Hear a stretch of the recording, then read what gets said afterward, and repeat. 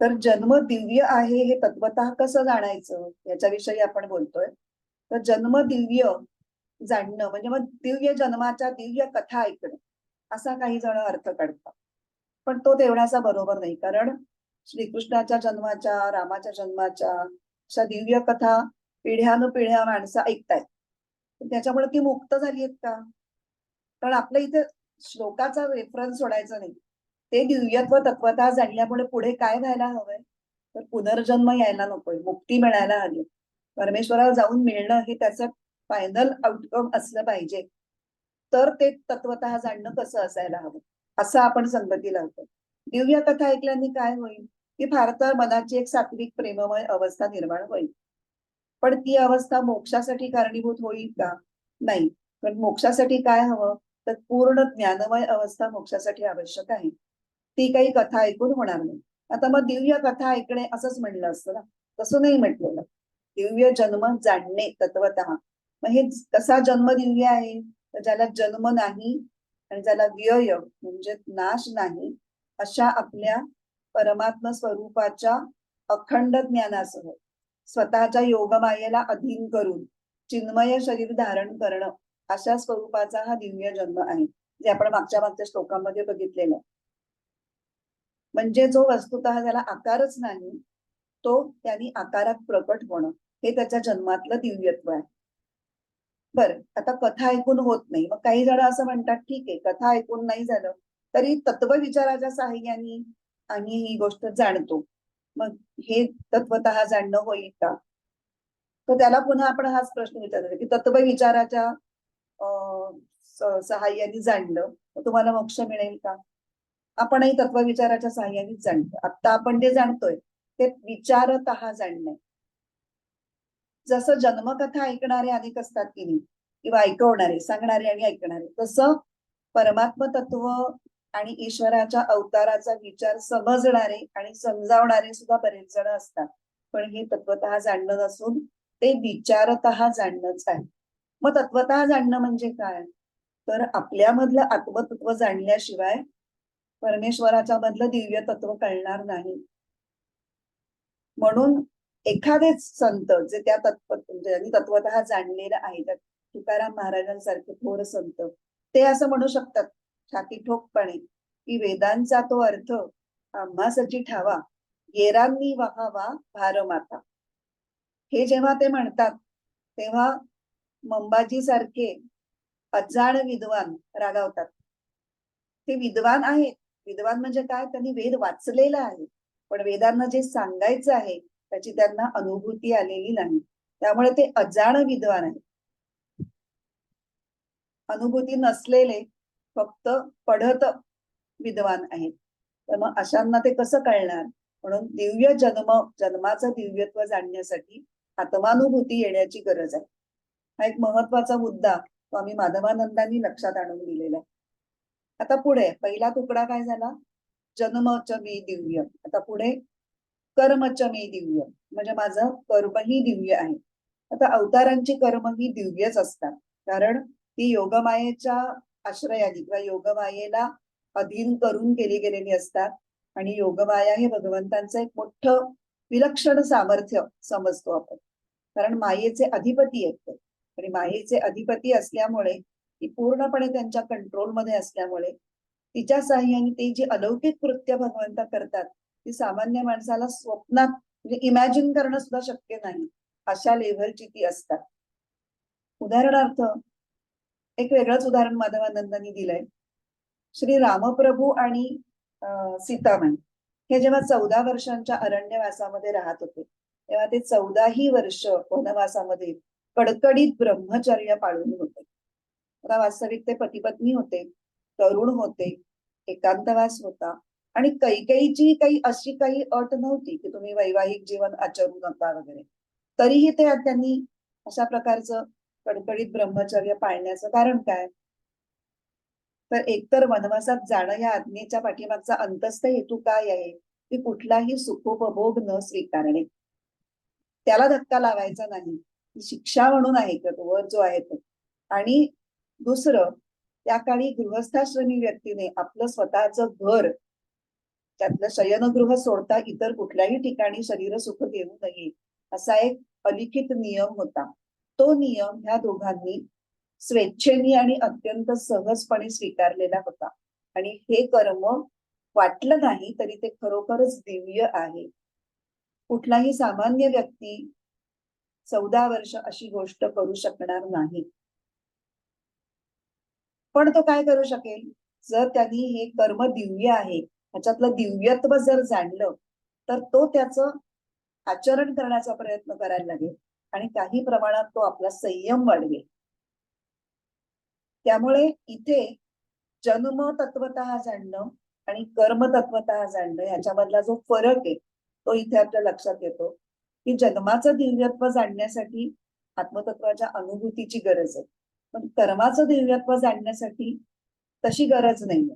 त्याच्या मागची भूमिका काय आहे, ते कर्म का दिव्य झालंय ही जर भूमिका, त्यालाच तत्व म्हणायचं, ते तत्व जर तुम्ही समजून घेण्याचा प्रयत्न केलात तर ते तुम्हाला अनुसरता येईल आणि आपल्या कर्माची उंची वाढवता येईल आणि आपलं कर्म दिव्य करायला मदत मिळेल त्याच्यात. याच भूमिकेतून म्हणजे कर्मातलं दिव्यत्व जाणणं या भूमिकेतून आपण जर कृष्ण चरित्र बघितलं तर आपल्याला महत्वाच्या 2 गोष्टी दिसतात कृष्ण चरित्रामध्ये, की कृष्णाचं प्रत्येक कर्म हे अत्यंत तन्मय होऊन केलेलं होतं. म्हणजे कृष्णाची कर्म तन्मयता आणि पूर्णपणे अलिप्तता.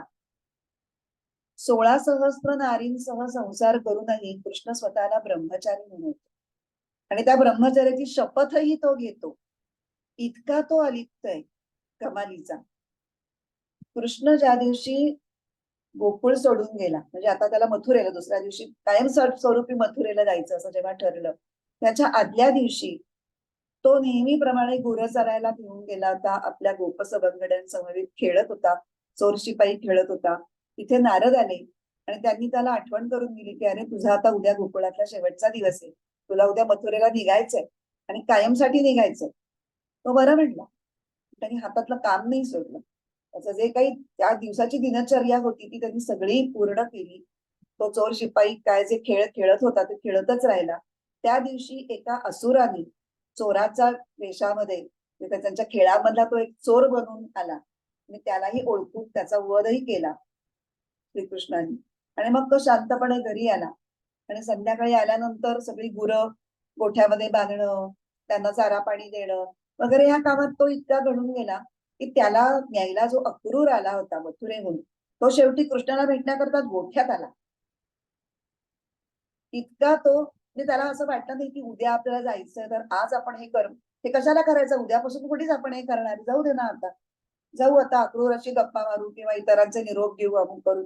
त्याचं पूर्ण कर्म त्यांनी त्या दिवशीचं पूर्ण केलं आणि कुठेही सेंड ऑफ पार्टी वगैरे झाली नाही, निरोप समारंभ झाले नाही की उद्या जाणार आहे, हा कायमचा जाणार आहे वगैरे. आता एकतर लोकांना माहितीच नव्हतं की तो कायमचा जाणार आहे.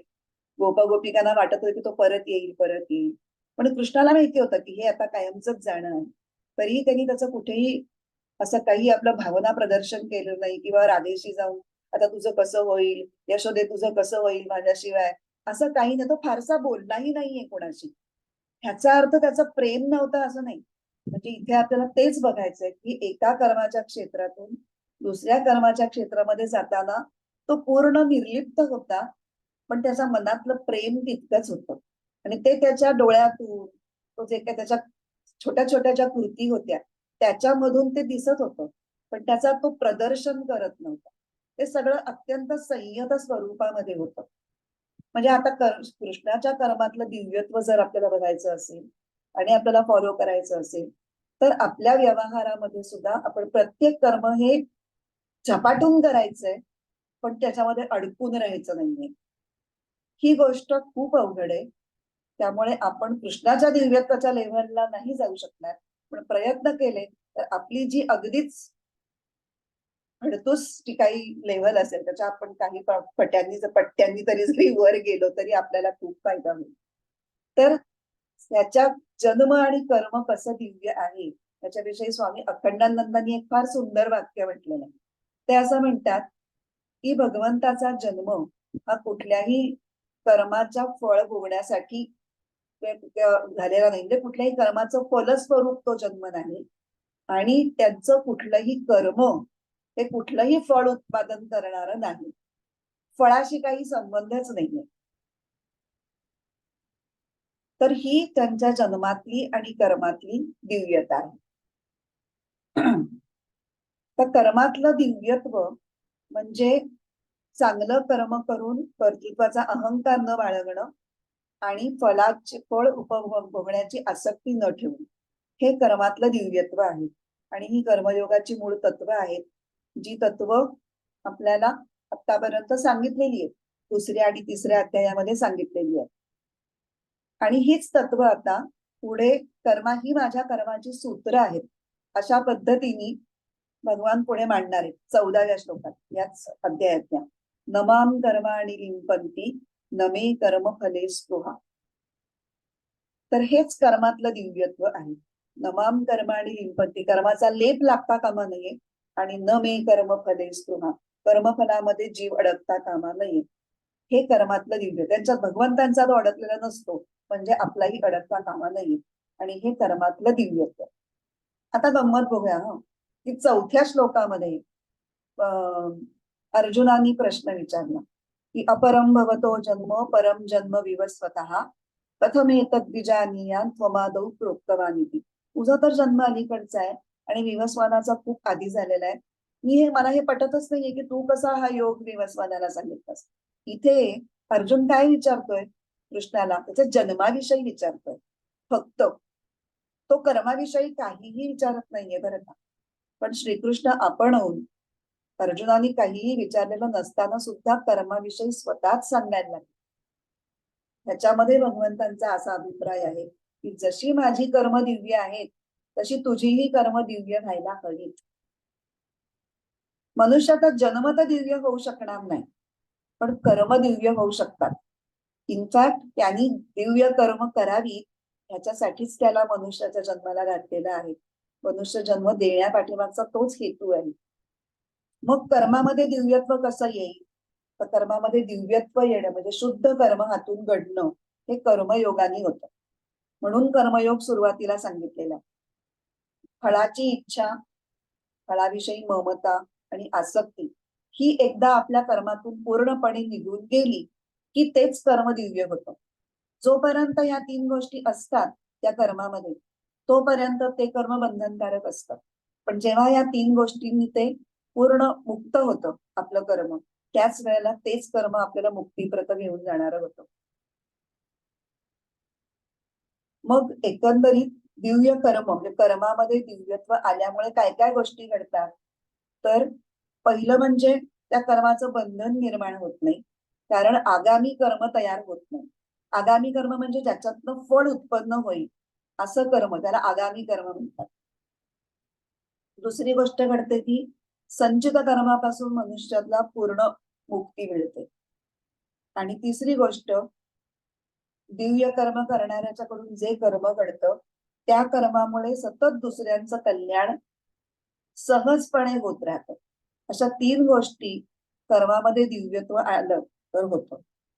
तर ह्याच्यातून खऱ्या अर्थाने जन्म आणि भगवंताचे जन्म आणि कर्म दिव्य आहेत हे तत्वतः समजणं म्हणजे काय, याची एक व्याख्या आपल्याला करता येईल. की भगवंताचा जन्म कशासाठी होतो, त्या जन्माचा हेतू काय आहे. तर स्वाभाविक त्याचा हेतू असा आहे की सर्व प्राणी मात्रांचं हित करणं. मग आपल्याही जन्मामध्ये तसंच व्हायला पाहिजे. आणि कर्म कसं असतं, निर्लिप्त, कुठेही तो अडकलेला नसतो. तसंच आपलंही प्रत्येक कर्म हे अलिप्तपणे व्हायला पाहिजे. ते प्रत्येक कर्म संपूर्णपणे अलिप्तपणे होणं आणि दुसऱ्यांच्या हितासाठी होणं हे जेव्हा आपल्याला जमेल, हे एकतर व्हायला पाहिजे हे कळणं आणि मग ते प्रत्यक्ष आपल्या आचरणामध्ये येणं म्हणजे कर्म आणि जन्म हे तत्वतः जाणणं आहे. हा आपण या जन्म कर्मच्या मे दिव्यम ह्याचा काढलेला हा निष्कर्ष वाक्य. आता हे कळल्यानंतर पुढे काय, ज्याला हे कळतं त्याचं काय होतं, त्यक्त्वा देहम पुनर्जन्म नैति मामेति सोर्जुन. म्हणजे देहत्यागानंतर तो पुन्हा जन्माला येत नाही, तर तो मलाच येऊन मिळतो. आता हे कसं कसं होतं, हे पण दोन भागात बघणार आहोत. एक ज्ञानमार्गाने कसं होतं आणि एक भक्ती मार्गाने कसं होतं. तर जेव्हा भगवंतांच्या कर्मातलं दिव्यत्व जाणणारा त्या भूमिकेतून स्वतःला घडवतो जाणीवपूर्वक आणि स्वतःला तो मग आपोआपच ज्ञानप्राप्तीला जास्त पात्र ठरतो आणि मुक्तीच्या मार्गावर फार वेगाने त्याची प्रगती होते. योगाद्वारे त्याला आत्मतत्वाचं ज्ञान तो करून घेतो आणि आत्मतत्व आणि परमतत्व ह्यातलं एकरूप हे एकरूपच आहेत ह्याबद्दलचं ज्ञान त्याला होतं. आणि हे ज्ञान झाल्यानंतर त्याला पुनर्जन्म कसा येईल, कारण ज्या ज्ञानासाठी आपलं अज्ञान आणि पूर्णत्वाकडून ज्ञानमय परिपूर्णतेकडे जाण्यासाठी तो जन्म घेतोय, अनेक जन्म घेतोय तो. अनेक जन्म संसिद्ध या अतिपरांगती. हे आपण 7व्या अध्यायामधला बहुतेक आहे या श्लोकाचा चरण, की एका जन्माची ही वाटचाल नाहीये, अनेक जन्माजन्मांची वाटचाल आहे. आणि त्याच्यामध्ये मनुष्य ते ज्ञान प्राप्त करण्यासाठी झटतो आहे, सगळी कर्म करतो आहे. तर तेच ज्ञान, जे ज्ञान त्याला पूर्ण मुक्ती देणार आहे, ते ज्ञान जर त्याला या जन्मात झालं की परमतत्व आणि आपलं आत्मतत्व हे एकच आहे, तर त्याला पुढचा जन्म येण्याचं काही कारणच नाही. इथे त्याला पूर्ण मुक्तीच मिळाली. हे ज्ञानमार्गाने झाले. आता रामसुखदास काय म्हणतात, ते भक्ती मार्ग कसा त्याच्यामध्ये ऍप्लिकेबल आहे ते सांगायचा प्रयत्न करताय, की भगवंत हे केवळ जीवांचा उद्धार करण्यासाठी पृथ्वीवर अत्यंत कृपापूर्वक असा आपला अवतार घेतात आणि योगमायेच्या सामर्थ्याने ते अलौकिक अशा लीला करतात. आणि मग त्या लीलामुळे आपण मागच्या वेळेला अवतार का घेतात त्याच्यामध्ये हा मुद्दा बघितला होता, की त्या लीलांच्या श्रवणानी, वाचनानी, गायनानी, चिंतनानी सुद्धा लोक पवित्र होतात. का? कारण जेव्हा ते त्या लीला गातात, ऐकतात, सांगतात, श्रवण करतात, त्याच्यावर मनन करतात, चिंतन करतात, तेव्हा त्यांचा आपोआपच भगवंताशी संबंध जोडला जातो त्या लीलांच्या, त्या सगळ्या श्रवण चिंतनाच्या माध्यमातून. आणि जेव्हा भगवंताशी असा संबंध जोडला जातो तेव्हा त्यांचं अंतःकरण हे अत्यंत निर्मळ आणि पवित्र होतं आणि त्यामुळे त्यांचं अज्ञान दूर व्हायला मदत होते आणि मनुष्य हा जन्म मरण रूप बंधनातून मुक्त होतो. भगवंताच्या प्राप्तीनंतर अजून काही हवं अशी कामनाच त्यांच्या मनात राहत नाही. हेच त्यांचं अंतःकरण शुद्ध होण्याचं द्योतक असतं. म्हणजे मनुष्य जेव्हा प्रत्येक कर्म निष्कामतेने आणि दुसऱ्याच्या सेवेसाठी करतो तेव्हा त्याच्या कर्मात आपोआपच दिव्यत्व आणि एक विलक्षणता, वेगळेपणा येतो. आणि मग कामनांचा पूर्ण नाश झाल्यानंतर त्याचं कर्म बंधनकारक कसं होणार? कारण कामनामुळेच वासना होतात, कामनामुळेच कर्म आणि कर्मामुळे कर्माची फळं ती भोगण्यासाठी पुढचा जन्म, हे सगळं चक्र तुटतं कारण कामनाच नाही. त्यामुळे पुढचं काहीच आगगाडी सगळी थांबते आणि मग पुनर्जन्माचा प्रश्नच येत नाही. आणि मग असा मनुष्य हा मला येऊन मिळतो, सहा माम एती. आता तो मला येऊन कसा मिळतो हे सांगणारा मुंडकोपनिषदामधला एक खूप सुंदर श्लोक आहे. यथा नद्यस्यन्नमाना समुद्रे अस्तम गच्छन्ति नामरूपे विहाय तथा विद्वान नामरूपात विमुक्तः परात् परम पुरुषमुपैति दिव्यम. ज्याप्रमाणे वाहणाऱ्या नद्या, स्यंदमाना हा नद्या म्हणजे वाहणाऱ्या नद्या, जसा नामरूपे विहाय, नाम आणि रूपाचा पूर्ण त्याग करून समुद्रात विलीन होतात. समुद्राच्या तोंडाशी पोहोचेपर्यंत त्या नदीला स्वतःचं अस्तित्व असतं, पण एकदा का ती समुद्रात मिळाली की मग ही गंगा आहे असं काहीही राहत नाही. ती पूर्णपणे आपलं अस्तित्व विलीन होऊन जातं. तसं ज्ञानी माणूस सुद्धा नामरूपापासून मुक्त होऊन दिव्य परात्पर पुरुषाला जाऊन मिळतो. इथे नामरूपातून मुक्त होणं म्हणजे संसाराशी संबंध तोडणं. नामरूप हे संसाराचंच एक वेगळ्या पद्धतीने केलेलं वर्णन. मग आता हे नामरूपापासून मुक्ती कशी मिळते, पुन्हा जन्म कर्म दिव्य जाणल्यामुळे कशी मिळते हे बघतोय आपण, की जीवावर महान कृपा हे भगवंताच्या जन्माचं कारण आहे. अशा रीतीने जेव्हा आपण जाणतो भगवंताच्या जन्माच्या दिव्यतेला, तेव्हा आपोआपच आपल्याला भगवत भक्ती निर्माण होते. आणि भक्ती निर्माण झाली की भक्तीने भगवंताची प्राप्ती होते. भक्तीने भगवंता प्राप्तीचा मार्ग हा सोपा होतो.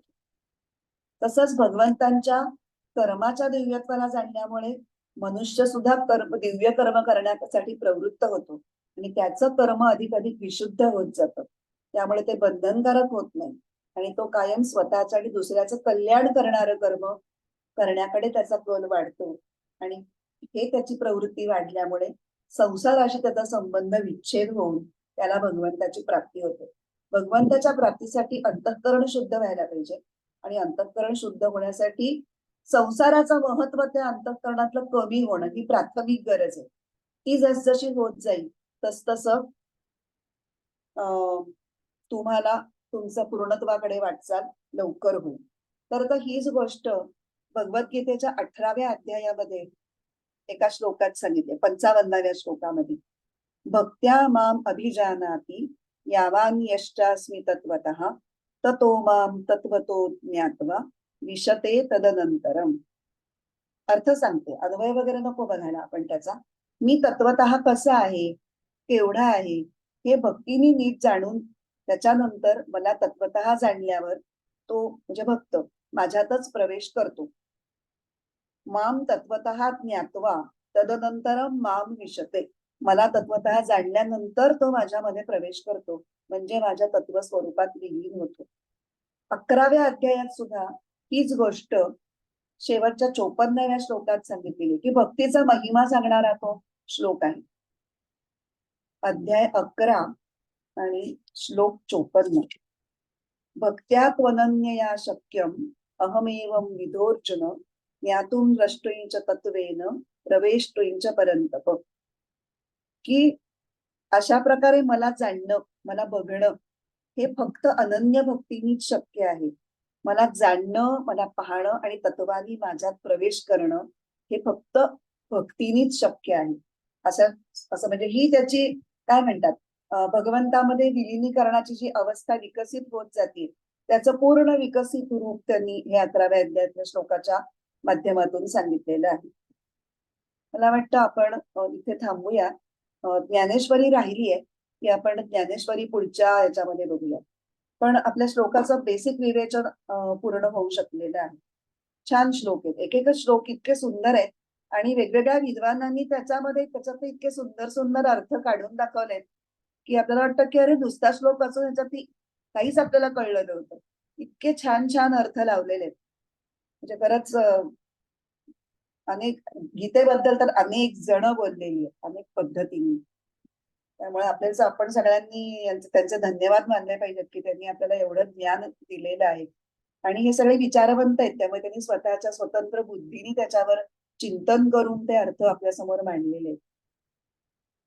ठीक आहे, आपण इथे थांबूया. प्रार्थना म्हणू आणि पुढच्या वेळेला या श्लोकाची ज्ञानेश्वरी म्हणू आणि पुढचा श्लोक बघू.